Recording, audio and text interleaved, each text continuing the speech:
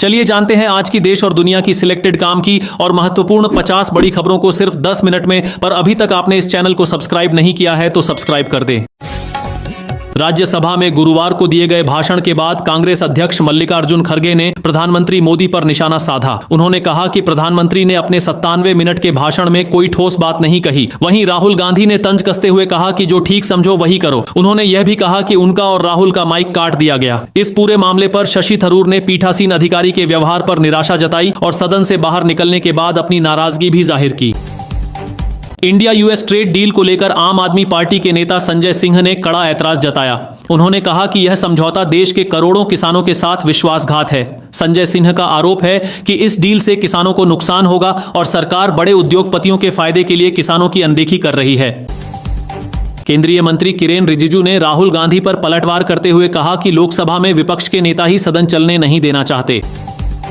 कांग्रेस सांसद इमरान प्रतापगढ़ी ने कहा कि हिमंत बिस्वा शर्मा के खिलाफ अब तक कोई कार्रवाई नहीं हुई है। उन्होंने बताया कि असम बीजेपी के सोशल मीडिया अकाउंट से एक वीडियो शेयर किया गया था जिसमें प्रतीकात्मक तौर पर मुसलमानों पर गोली चलाते हुए दिखाया गया था। विरोध और हिंसा भड़काने के आरोप लगने के बाद वीडियो हटा दिया गया, लेकिन कार्रवाई नहीं हुई।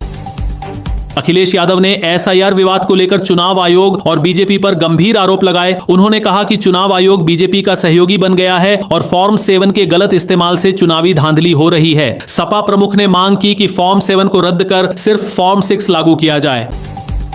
आरएसएस प्रमुख मोहन भागवत के बयान पर केंद्रीय मंत्री गिरिराज सिंह ने कहा कि देश के हिंदुओं को भी एक होना चाहिए और दुनिया भर के हिंदुओं को भी। उन्होंने कहा कि हिंदुओं के लिए बहुत ज्यादा देश नहीं है। कांग्रेस सांसद राहुल गांधी ने कहा कि प्रधानमंत्री को सांसदों से डर नहीं है, बल्कि जो वो बोलते हैं उससे डर लगता है। संजय सिंह ने प्रधानमंत्री नरेंद्र मोदी के गोद लिए गांव डोमरी में किसानों के बीच एक सभा को संबोधित किया। पटेल चबूतरा पर हुई इस सभा में उन्होंने प्रधानमंत्री पर गंभीर आरोप लगाए। संजय सिंह ने कहा कि जिस गांव को प्रधानमंत्री ने गोद लिया है उसी गांव को उजाड़ने की तैयारी चल रही है। लोगों को गांव खाली करने के नोटिस दिए जा रहे हैं। उन्होंने सवाल किया कि क्या कोई अपना गोद लिया हुआ गांव इस तरह उजाड़ता है। एआईएमआईएम प्रमुख असदुद्दीन ओवैसी ने तंज कसते हुए कहा कि वह आरएसएस के लोगों से कहना चाहते हैं कि वे अपनी बीवी से ज्यादा उन्हें याद करते हैं। शिवसेना यूबीटी सांसद प्रियंका चतुर्वेदी ने कहा कि उनकी पार्टी ने हमेशा वीर सावरकर को भारत रत्न देने की मांग की है। प्रधानमंत्री नरेंद्र मोदी ने छात्रों के साथ परीक्षा पर चर्चा के दौरान कहा कि अगर लीडर बनना है तो निडर बनना पड़ेगा। उन्होंने यह भी कहा कि हमें तकनीक का इस्तेमाल करना चाहिए, लेकिन तकनीक का गुलाम नहीं बनना चाहिए। आरएसएस प्रमुख मोहन भागवत ने बातचीत के दौरान कहा कि बीजेपी के अच्छे दिन आरएसएस की वजह से है, न कि इसका उल्टा। उनका कहना था कि राम मंदिर आंदोलन के लिए आरएसएस पूरी तरह प्रतिबद्ध था और जिन्होंने इसका साथ दिया उन्हें इसका राजनीतिक फायदा मिला। उन्होंने यह भी कहा कि आरएसएस के लिए अच्छे दिन स्वयंसेवकों की कड़ी मेहनत और विचारधारा के प्रति उनकी निष्ठा से आए हैं। लोकसभा में काफी हंगामे के बीच राहुल गांधी को बजट के अलावा किसी और मुद्दे पर बोलने की इजाजत नहीं मिली। विपक्ष के विरोध और शोर शराबे के चलते कार्यवाही ठीक से नहीं चल पाई और आखिरकार सदन को पूरे दिन के लिए स्थगित कर दिया गया।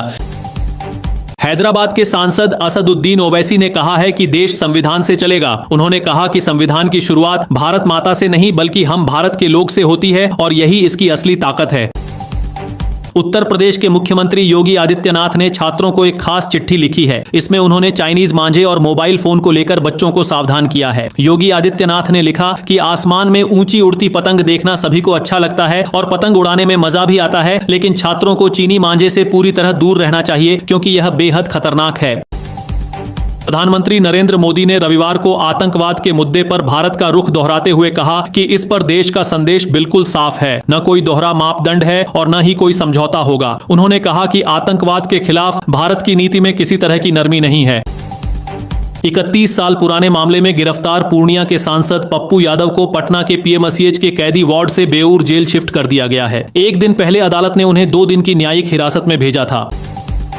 लोकसभा स्पीकर ओम बिरला के खिलाफ लाए गए प्रस्ताव पर सपा सांसद डिंपल यादव ने कहा कि इंडिया गठबंधन जो फैसला करेगा वही उन्हें मंजूर होगा और उसी लाइन पर वे आगे बढ़ेंगे।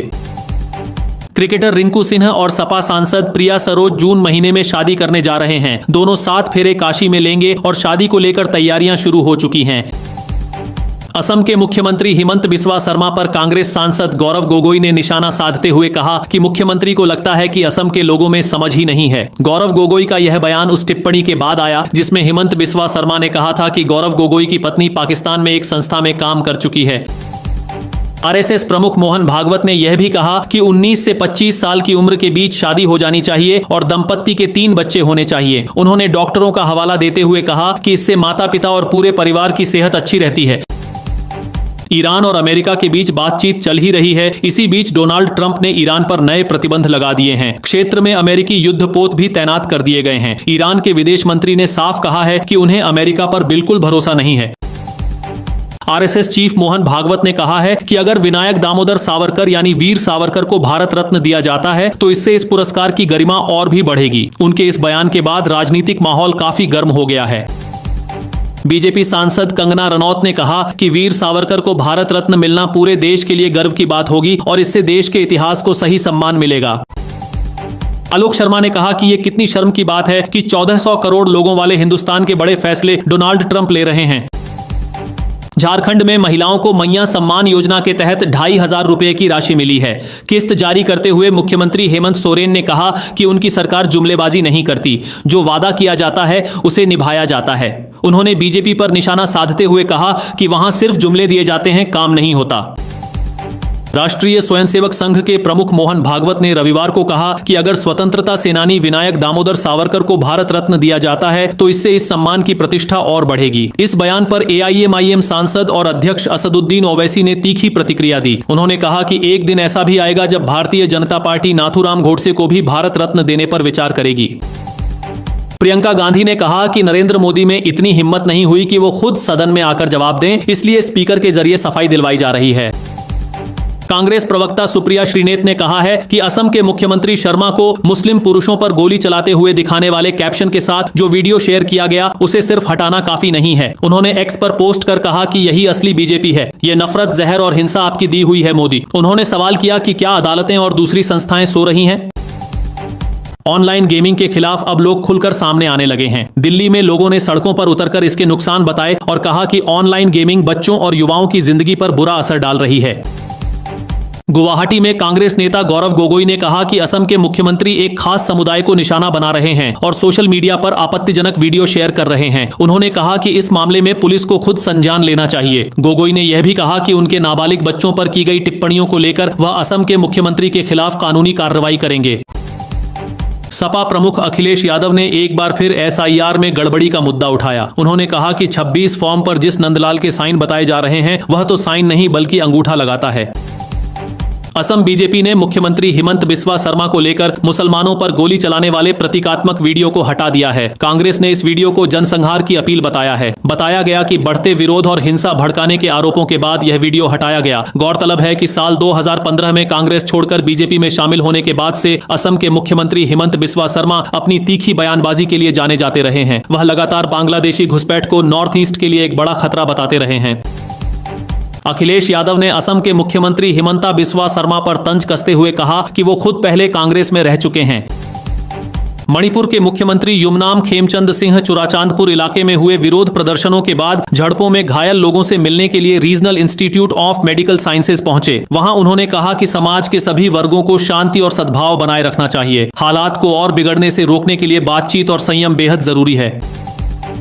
बीजेपी नेता प्रदीप भंडारी ने एक्स पर पोस्ट कर कांग्रेस सांसद गौरव गोगोई पर पाकिस्तान से कथित संबंधों को लेकर गंभीर सवाल खड़े किए हैं। उन्होंने आरोप लगाया कि साल 2015 में गोगोई पाकिस्तान हाई कमीशन गए थे। साथ ही उनकी पत्नी एलिजाबेथ गोगोई के कथित पाकिस्तानी कनेक्शन को लेकर भी सवाल उठाए और कांग्रेस पर जमकर निशाना साधा।